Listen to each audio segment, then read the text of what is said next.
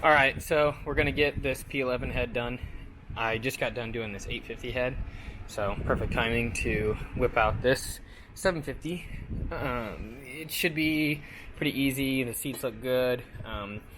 The guides are already knocked out, and I blasted the combustion chambers and all the ports. I checked the surface, and it's alright. You know, you can see there's some corrosion and stuff, but it's too deep for me to try and dig out. I'm just gonna leave it as is, but it's nice and flat for the most part. But I'm gonna go get new guides, and I will draw them in, and then we will start cutting seats.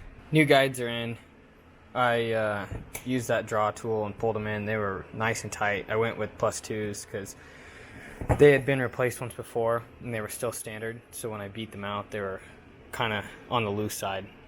But these went in nice and tight, so I'm very happy. I need to hone them now.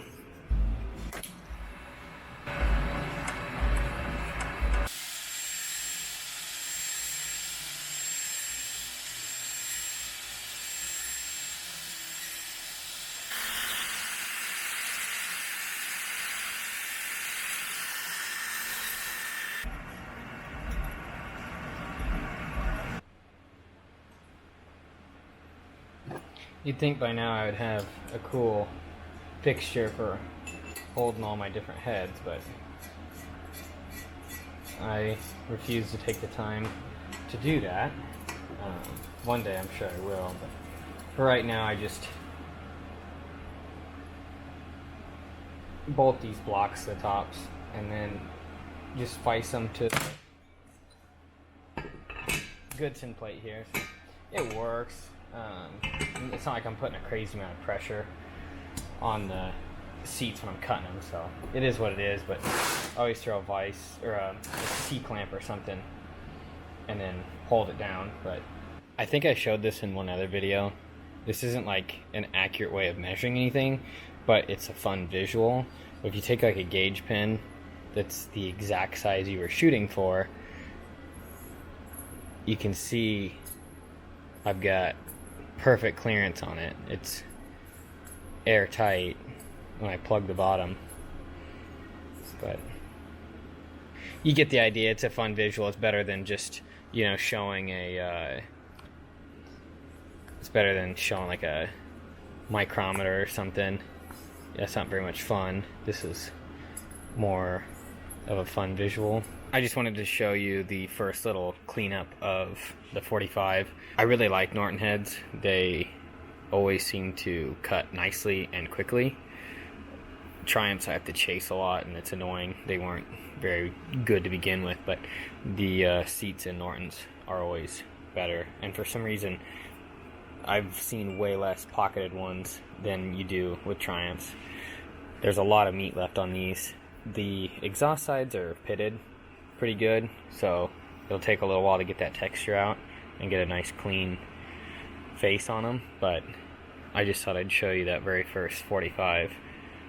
I don't know if you can see that. I can't get close to things with this camera, so it's kind of a bummer, but you can see I put Sharpie on the face of the valve and to kind of demonstrate where the contact face is. But anyway, I started on these exhaust sides, and we had talked about how they're a little bit on the rougher side, and so you can see I've just started to get contact all the way around, but it's very inconsistent.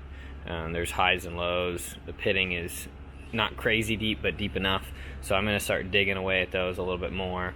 This one's maybe a little bit more textured, but it should kind of behave the same way, I hope. But like I said, I can't get that close, so hopefully you kind of get an idea what I'm trying to show here, but you can see how I faintly just started touching on this side, and this side's fully cutting. So it's not, I haven't done a whole lot of passes on it yet, but I'm just going to keep scrubbing away at it and see how much longer it takes before I've got a good, nice, clean 45, but I'll start playing with the other angles here too.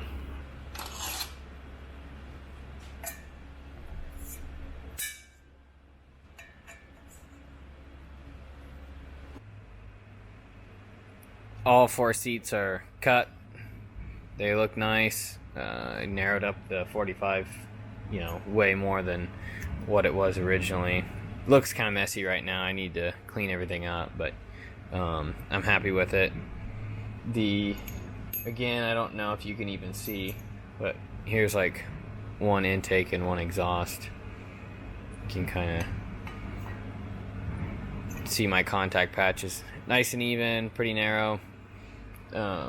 Yeah, so I'm very happy with how it turned out. I will need to do one spark plug repair. The threads on this side are pretty bad. The other side looks great, but this side definitely has some damage to it, so I will be addressing that before I do an assembly.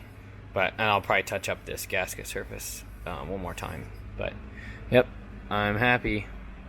When it comes to doing spark plug repair, there's oversimplifying it. There's two styles. There's like the traditional helicoil, where it's just a spring coil, and then you have time certs, standard one, and then you have the fat boy for when you are fixing other people's mistakes. So I have these on hand because someone will try and do a helicoil at home by themselves, and then they mess it all up, so I have to dig these out, and then depending, the threads are usually messed up, and then I have to put the big cert in. But if it's the first go around and I'm doing it, I like to install just the standard time cert. And so you've got this nice little kit that it comes with. The tap, the countersink, and then your installation tool. And so it's a nice little deal. I have no idea what these cost, but somebody's sending me a head for a valve job, and then, you know, they'll mention that their spark plug holes are junk, or I'll even notice it while I'm cleaning them up. But like I said, don't do this one. It's not worth it. It's not gonna last very long. I don't find these to be worthwhile.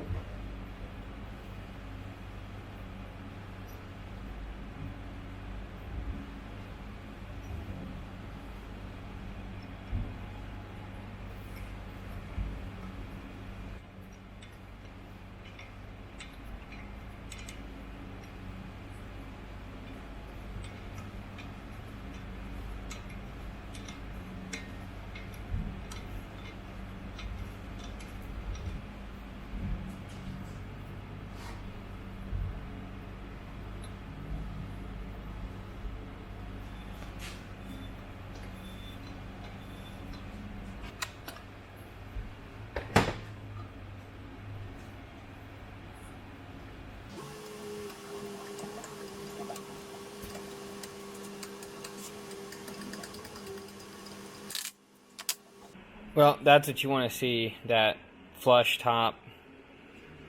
It's not, you know, protruding. It's also not sunk.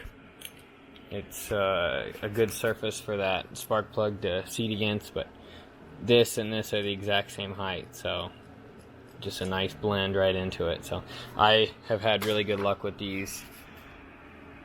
They seem to stay in after, you know, quite a few.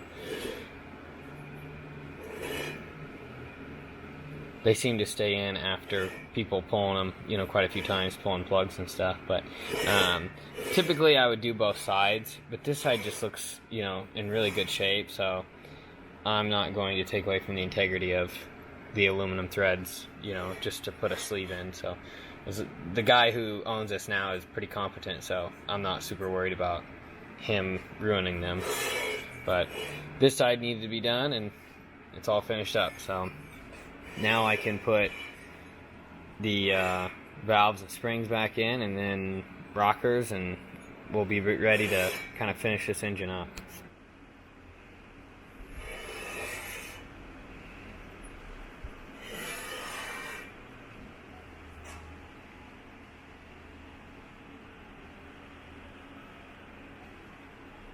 Head's reassembled, everything except for these spindle plates.